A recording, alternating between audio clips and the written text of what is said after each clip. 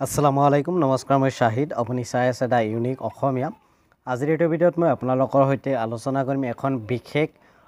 paper কাটিঙৰ বিষয়ে আজি অসমৰ যি দৈনিক বাতৰি কাকতবিলাক ওলায় তাৰে বাতৰি কাকত এখনত এটা গুৰুত্বপূৰ্ণ বাতৰি প্ৰকাশ পাইছে ৫৫৫০টা LPUP পদৰ ৰিলেটেড লগতে NIS DLED ৰিলেটেডো কথাখিনি তাতে দিয়া আছে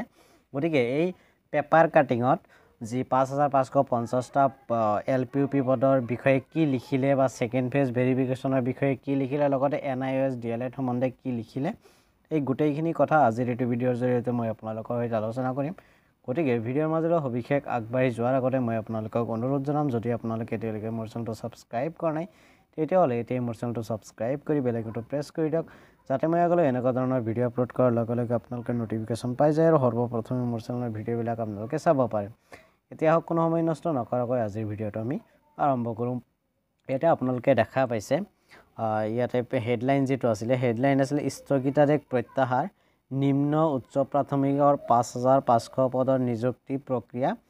চলাই নিয়াত অনুমতি হাইকোৰ্টৰ অৰ্থাৎ ৫৫৫০টা পদৰ যি নিযুক্তি হ'ব এই নিযুক্তিৰ যি ডকুমেন্ট ভেৰিফিকেশন চলি আছে এই ডকুমেন্ট ভেৰিফিকেশনৰ যি প্ৰক্ৰিয়া সেই প্ৰক্ৰিয়া চলাই নিয়াৰ কাৰণে হাইকোৰ্টে নিৰ্দেশ দিছে আৰু ইতিমধ্যে আপোনালোকে গম পাইছে যে ৫৫৫০টা LPUP পদৰ যি ডকুমেন্ট ভেৰিফিকেশন দুটা ফেজত হোৱাৰ কথা আছিল ফাৰ্স্ট ফেজৰ ডকুমেন্ট ভেৰিফিকেশন হৈ গৈছে আৰু সেকেন্ড ফেজৰ যি ডকুমেন্ট ভেৰিফিকেশন হ'ব লগা আছিল হেয়া কোৰ্টে ষ্টে কৰিছিল ষ্টে কৰাৰ পিছত এতিয়া আকৌ অনুমতি দিছে হাইকোৰ্টৰ ফালৰ পৰা সেইখিনি কথা কি ইয়াতে হেডলাইন হিচাপে লিখিছে যে প্ৰক্ৰিয়া চলাই নিয়াত অনুমতি হাইকোৰ্টৰ সো এতিয়া তললৈ যদি যাও ইয়াতে কি লিখিছে আপোনালোকে এবাৰ পঢ়ি দিও আপোনালোকে ধুনীয়াকৈ বুজি পাব এটা সব লিখিছে নিম্ন আৰু উচ্চ প্ৰাথমিকৰ ৫৫০০টা পদৰ নিযুক্তি প্ৰক্ৰিয়া আৰম্ভ হোৱাৰ পথ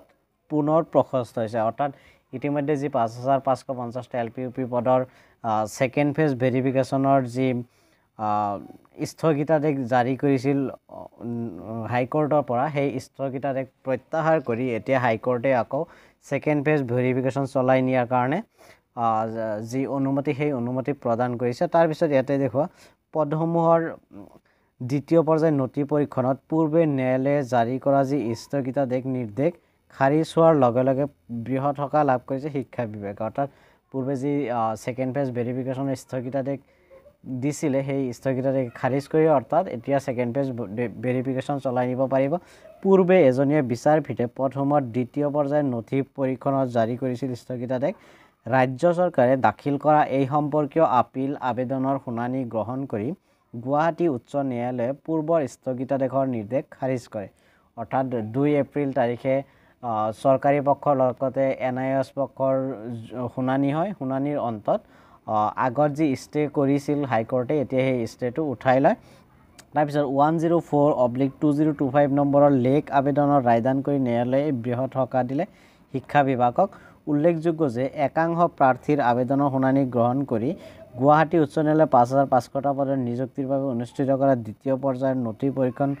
জাৰি কৰিছিল স্থগিতাদেশ লক্ষণীয়ভাৱে যে যোৱা ২০ মাৰ্চৰ পৰা ২৯ মাৰ্চলৈ প্ৰথম পৰ্যায়ৰ নথি পৰীক্ষণ কৰিছিল শিক্ষা বিভাগে একেদৰে ১ এপ্ৰিলৰ পৰা ১১ এপ্ৰিললৈকে দ্বিতীয় পৰ্যায়ৰ যি নথি পৰীক্ষণৰ দিন হেয়া ধাৰ্য কৰা হৈছিল কিন্তু কি কৰিছিল ন্যায়ালয়ে দ্বিতীয় পৰ্যায়ৰ নথি পৰীক্ষণত স্থগিতাদেশ জাৰি কৰাৰ পিছত সমগ্ৰ নিযুক্তি প্ৰক্ৰিয়াটো জটিলতাৰ মাজত সোমাই পৰিছিল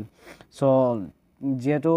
স্থগিতাদেশ জাৰি কৰিছিল গতিকে কেতিয়া কি হ'ব সেই বিষয়ে কোনো নিশ্চয়তা নাছিল তাৰ কাৰণে এতিয়া চাওক অৱশ্যে দ্বিতীয় পৰ্যায়ৰ নথি পৰীক্ষণৰ স্থগিতাদেশ আঁতৰি যোৱাৰ লগে লগে ৫৫০০ পদৰ নিযুক্তি প্ৰক্ৰিয়া চলাই যোৱাৰ পথ প্ৰশস্ত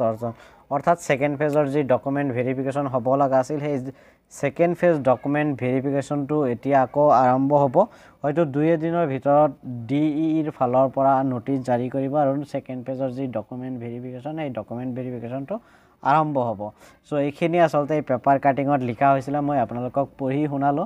নিশ্চয় আশা কৰোঁ আপোনালোকে ভিডিঅ'টো চাই উপকৃত হৈছে যদি ভিডিঅ'টো ভাল লাগিছে ভিডিঅ'টো লাইক কৰিব শ্বেয়াৰ কৰিব লগতে মোৰ চেনেলটো যদি আপোনালোকে সাবস্ক্ৰাইব কৰা নাই তেতিয়াহ'লে এতিয়া মোৰ চেনেলটো সাবস্ক্ৰাইব কৰি বেল আইকনটো প্ৰেছ কৰি দিয়ক যাতে মই আগলৈ এনেকুৱা ধৰণৰ ভিডিঅ' আপলোড কৰাৰ লগে লগে আপোনালোকে নটিফিকেশ্যন পাই যায় আৰু সৰ্বপ্ৰথমে মোৰ চেনেলৰ ভিডিঅ'বিলাক আপোনালোকে চাব পাৰে গতিকে আজিৰ ভিডিঅ'টো ইমানেই ভিডিঅ'টো শেষলৈ চোৱাৰ বাবে আকৌ এবাৰ আপোনালোকক বহুত বহুত ধন্যবাদ জয় অসম জয় হিন্দ